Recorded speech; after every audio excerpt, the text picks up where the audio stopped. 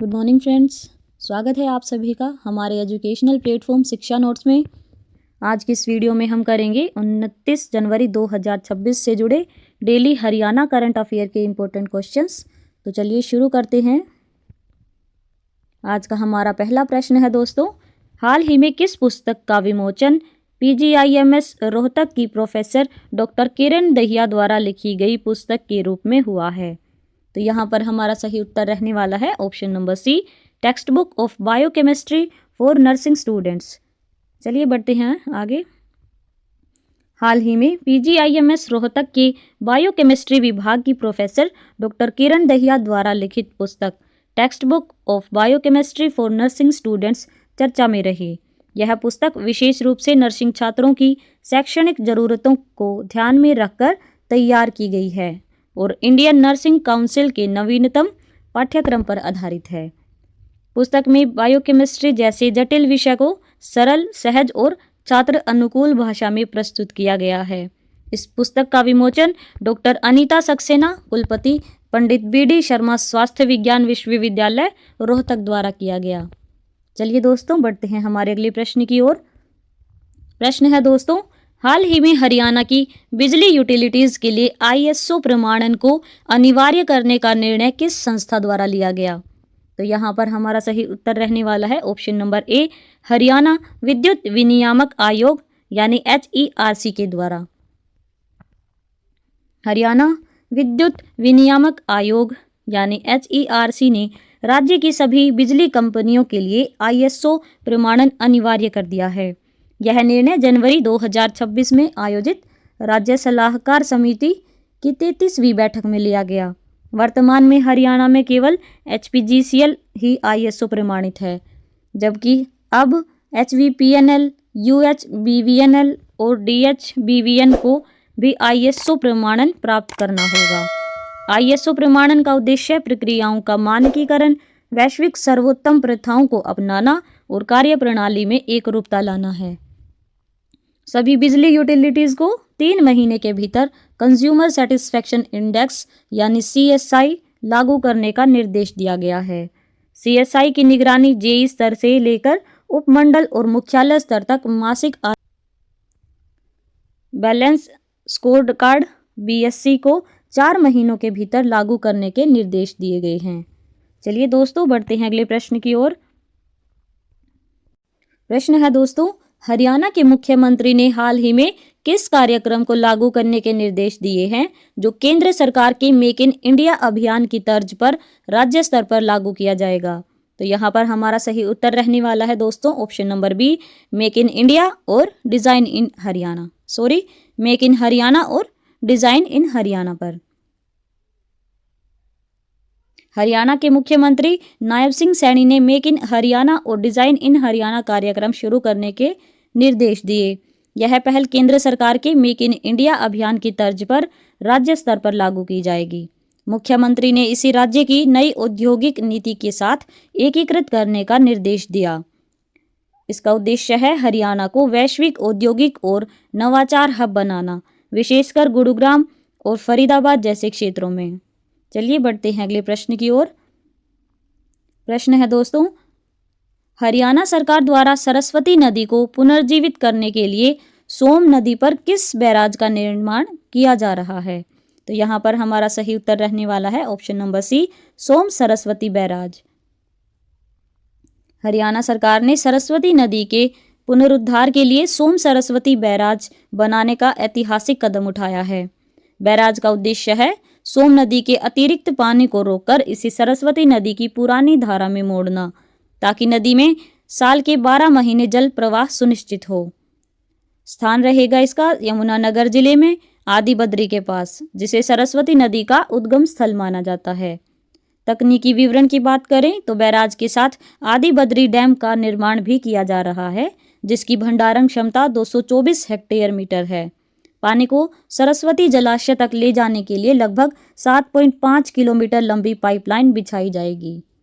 चलिए दोस्तों देखते हैं अगला प्रश्न। प्रश्न है, हिसार के जिंदल अस्पताल में डॉक्टर अनिमेश अग्रवाल द्वारा पहली बार किस आधुनिक तकनीक से बिना चीरफाड़ के हार्ट वाल्व बदलने में सफलता प्राप्त की गई? तो यहाँ पर हमारा सही उत्तर रहने वाला है ऑप्शन नंबर डी, टावी तकनीक से। हिसार के जिंदल अस्पताल में डॉक्टर अनिमेश अग्रवाल और उनकी टीम ने पहली बार टावी यानी transcatheter aortic valve implantation तकनीक से हार्ट वाल्व बदलने में सफलता प्राप्त की। टावी तकनीक में बिना चीरफाड़ के सर्जरी की जाती है।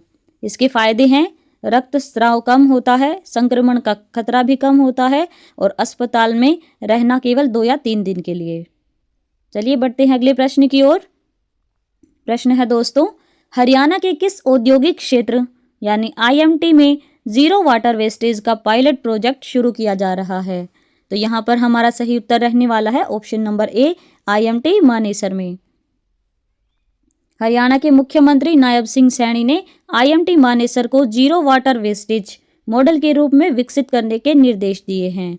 इसका उद्देश्य है औद्योगिक क्षेत्र से निकलने वाले वेस्ट वाटर को पूरी तरह उपचारित कर पुनः उपयोग करना, ताकि कोई भी जल बर्बाद या प्रदूषित न हो। यह जीरो लिक्विड डिस्चार्ज यानी जीएलडी तकनीक का उन्नत संस्करण है। स्थान रहेगा इसमें आईएमटी मानेसर, गुरुग्राम। विशाल औद्योगिक आधार और पानी की अधिक खपत के कारण चुना गया है। विस्तार योजना की बात करें तो प्रोजेक्ट सफल रहने पर इसे आईएमटी रोहतक, खरखोदा और फरीदाबाद में भी लागू किया जाएगा। चलिए देखते हैं अगला प्रश्न। प्रश्न है दोस्तों, बहादुरगढ़ झज्जर के किस पुलिस अधिकारी को दिल्ली के राजघाट में गांधी स्मृति एवं दर्शन समिति सम्मान से नवाजा गया है? तो यहाँ पर हमारा सही उत्तर रहने वाला है option number B, ACP doctor Pradeep Khatri को। बहादुरगढ़ झज्जर के एसीपी डॉक्टर प्रदीप खत्री को दिल्ली के राजघाट स्थित गांधी स्मृति एवं दर्शन समिति परिसर में आयोजित एक समारोह में सम्मानित किया गया। पुरस्कार का नाम है गांधी स्मृति एवं दर्शन समिति सम्मान। सम्मान का आधार है पुलिस सेवा में उत्कृष्टता, नशा मुक्ति अभियान, युवाओं को अपराध से दूर रखने का प्रयास, सामाजिक सद्भाव और शिक्षा के प्रति योगदान। चलिए देखते हैं जीएसडीएस के बारे में। तो महात्मा गांधी के विचारों और दर्शन को प्रसारित करने वाली भारत की प्रमुख संस्था। इसके अध्यक्ष स्वयं प्रधानमंत्री होते हैं। यह सम्मान शांति, अहिंसा और समाज सेवा के प्रति प्रतिबद्धता का प्रतीक है। चलिए बढ़ते हैं आगे। हमारा अगला प्रश्न है दोस्तों, जल संरक्षित हरियाणा परियोजना के तहत विश्व बैंक ने कितनी राशि के ऋण को मंजूरी दी है और यह किस वर्ष तक लागू रहेगी? तो यहाँ पर इसका सही उत्तर रहने वाला है ऑप्शन नंबर डी, 5,700 करोड़ रुपए 2026 से 2032 तक। मुख्यमंत्री नायब सिंह सैनी ने जनवरी 2026 में जल संरक्षित हरियाणा परियोजना की आधिकारिक पुष्टि की। वित्तीय ढांचे की बात करें तो 5700 करोड़ रुपए विश्व बैंक से ऋण और तकनीकी सहायता। समय सीमा की बात करें तो 6 वर्षीय योजना है, वर्ष 2026 से 2032 तक। इसका लक्ष्य रहेगा हरियाणा को देश का पहला जल सुरक्षित राज्य बनाना।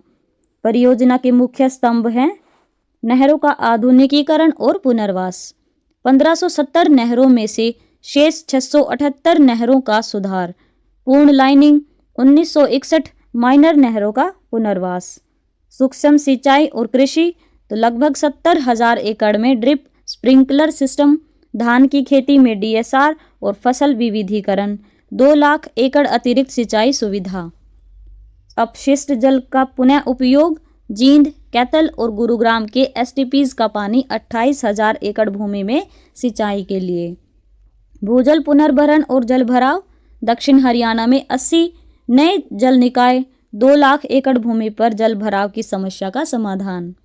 चलिए बढ़ते हैं आगे। प्रश्न है दोस्तों, एक भारत श्रेष्ठ भारत पहल के तहत हरियाणा के राज्यपाल बंडारू दत्तात्रेय ने हाल ही में हरियाणा राजभवन में किस राज्य का स्थापना दिवस मनाया? तो यहाँ पर हमारा सही उत्तर रहने वाला है ऑप्शन नंबर सी, उत्तर प्रदेश दिवस। हर वर्ष 24 जनवरी को उत्तर प्रदेश दिवस मनाया जाता है। वर्ष 2026 में इसे हरियाणा राजभवन चंडीगढ़ में आयोजित किया गया। राज्यपाल बंडारू दत्तात्रेय ने इस अवसर पर भव्य कार्यक्रम की मेजबानी की।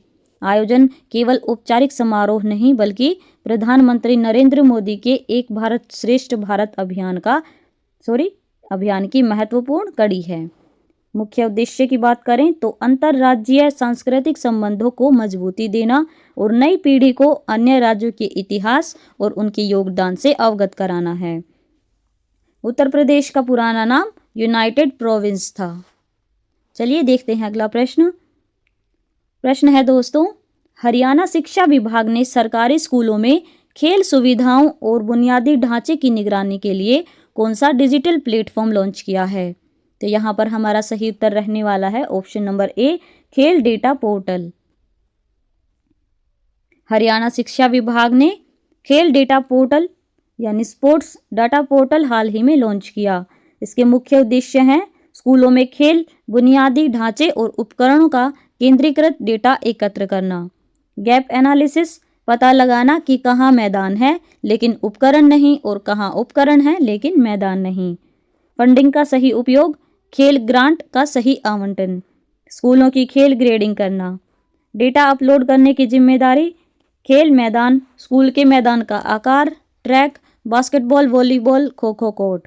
खेल उपकरण की बात करें तो मैट, बैट, बॉल, नेट आदि और उनकी स्थिति, प्रशिक्षक, पीटीआई और डीपीई पदों की संख्या और खाली पद, खिलाड़ी छात्र, राष्ट्रीय और राज्य स्तर के पदक विजेता छात्रों का डेटाबेस।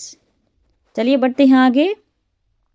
अगला प्रश्न है दोस्तों, हरियाणा सरकार ने पहली बार उद्योग विवादों को समझने के लिए किस परिषद का गठन किया है? तो यहाँ पर हमारा सही उत्तर रहने वाला है ऑप्शन नंबर बी, उद्योग श्रमिक मैत्री परिषद। हरियाणा सरकार ने औद्योगिक विवादों को हल करने के लिए पहली बार उद्योग श्रमिक मैत्री परिषद का गठन किया। यह परिषद एक उच्च स्तरीय त्रिपक्षीय निकाय है। मुख्य अध्यक्ष मुख्यमंत्री नायब सिंह सैनी, प्रमुख सदस्य हैं श्रम मंत्री अनिल विज। परिषद में शामिल हैं औद्योगिक संगठन के प्रतिनिधि और प्रमुख श्रमिक संगठन के प्रतिनिधि। श्रम और उद्योग विभाग के प्रशासनिक सचिव भी परिषद में सदस्य हैं। परिषद का उद्देश्य है औद्योगिक विवादों का समाधान मध्यस्थता और बातचीत से करना। इसका लक्ष्य है हड़ताल मुक्त हरियाणा बनाना और औद्योगिक माहौल सुरक्षित रखना। चलिए बढ़ते हैं अगले प्रश्न की ओर। अगला प्रश्न है दोस्तों, हाल ही में खरावड़ गांव रोहतक के सरकारी कन्या विद्यालय का नाम किसके नाम पर रखा गया है? तो यहाँ पर हमारा सही उत्तर जो होगा वो option number D, Shri Dayachand Arya ji के नाम पर। रोहतक जिले के खरावड़ गांव के स्कूल का पुराना नाम था राजकीय कन्या वरिष्ठ माध्यमिक विद्यालय। अब स्कूल का नाम स्वतंत्रता सेनानी श्री दयाचंद आर्य के नाम पर रखा गया है। नामकरण का निर्णय 26 जनवरी के अवसर पर स्वतंत्रता सेनानी को श्रद्धांजलि देने के लिए लिया गया। यह नामकरण शिक्षा विभाग और जिला प्रशासन के सहयोग से किया गया। चलिए देखते हैं अगला प्रश्न। प्रश्न है दोस्तों, हाल ही में हिसार से नांदेड़ साहिब के लिए पहली विशेष फ्लाइट कब रवाना हुई थी? तो यहाँ पर हमारा सही उत्तर रहने वाला है ऑप्शन नंबर सी, 25 जनवरी 2026 को। हिसार एयरपोर्ट से नांदेड़ साहिब के लिए पहली विशेष फ्लाइट 25 जनवरी 2026 को रवाना हुई। इसमें कुल 61 श्रद्धालु सवार थे, मुख्य रूप से कुरुक्षेत्र से। यह सेवा गुरु तेग बहादुर साहिब जी की 350वीं शहीदी शताब्दी के अवसर पर शुरू की गई। वास्तविक किराया लगभग 19,000 था, जिसमें हरियाणा सरकार ने 60% सब्सिडी दी। श्रद्धालुओं को केवल 5 से 6 हज़ार का भुगतान करना पड़ा। इस पहल का नेतृत्व जगदीश सिंह झिंडा HSGMC प्रधान ने किया। ट्रायल उड़ान की अनुमति Avneet Kaur principal secretary aviation ने दी। सिख संगत ने एयरपोर्ट का नाम बदलकर धन साहिब श्री गुरु हरिकृष्ण साहिब जी रखने की मांग की है। चलिए बढ़ते हैं अगले प्रश्न की ओर। प्रश्न है दोस्तों, हाल में रादौर की पहली महिला पायलट बनने वाली युवती का नाम क्या है? तो यहाँ पर हमारा सही उत्तर रहने वाला है ऑप्शन नंबर बी, खुशी झांब। हरियाणा की रादौर की बेटी खुशी झांब क्षेत्र की पहली महिला पायलट बनी है। खुशी ने अमेरिका के फ्लोरिडा USA से कमर्शियल पायलट की ट्रेनिंग पूरी की। उन्होंने लगभग 1.5 साल तक कड़ी ट्रेनिंग लेकर पायलट लाइसेंस हासिल किया। 26 जनवरी 2026 को उन्हें रोटरी क्लब द्वारा मेरी बेटी मेरा गौरव सम्मान मिला। चलिए दोस्तों देखते हैं अगला प्रश्न। प्रश्न है दोस्तों, शहरी पीएचसी ओपीडी लक्ष्य में हरियाणा में पहला स्थान किस जिले ने प्राप्त किया? तो यहाँ पर हमारा सही उत्तर रहने वाला है ऑप्शन नंबर डी, करनाल ने। हरियाणा में शहरी प्राथमिकता स्वास्थ्य केंद्रों यानी यूपीएचसी के ओपीडी लक्ष्य में करनाल जिला प्रथम स्थान पर रहा। अप्रैल से दिसंबर 2025 के दौरान प्रदेश का कुल ओपीडी लक्ष्य 28.89 लाख मरीजों का था। इस अवधि में केवल 14.74 लाख मरीजों का ओपीडी पंजीकरण हुआ। राज्य स्तर पर कुल मिलाकर 51% लक्ष्य ही हासिल हो पाया। करनाल ने 1.35 लाख के लक्ष्य के मुकाबले 1,01,825 पंजीकरण किए, जो लगभग 75% है। पंचकुला जिला सबसे कमजोर रहा, जहां केवल 31% लक्ष्य ही पूरा हुआ। पंचकुला में 27,000 के लक्ष्य पर सिर्फ 8,277 मरीजों का पंजीकरण हुआ। चलिए दोस्तों बढ़ते हैं अगले प्रश्न की ओर। प्रश्न है, हरियाणा के किस जिले में आईएमटी इंडस्ट्रियल मॉडल टाउनशिप बनाने की मंजूरी दी गई है? तो यहाँ पर हमारा सही उत्तर रहने वाला है ऑप्शन नंबर बी, अंबाला में। हरियाणा के अंबाला जिले में आईएमटी यानी इंडस्ट्रियल मॉडल टाउनशिप बनाने के प्रोजेक्ट को मुख्यमंत्री नायब सिंह सैनी ने अंतिम मंजूरी दी है। यह आईएमटी नगल, खैरा और नडियाली गांवों की जमीन पर विकसित की जाएगी। पहले चरण में लगभग 858 एकड़ जमीन चिन्हित की गई है, जिसे आगे बढ़ाकर करीब 1500 एकड़ तक किया जाएगा। जमीन देने वाले किसानों को 1.55 करोड़ प्रति एकड़ रुपए मुआवजा दिया जाएगा।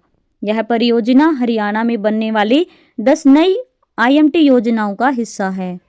चलिए दोस्तों देखते हैं अगला और अंतिम प्रश्न।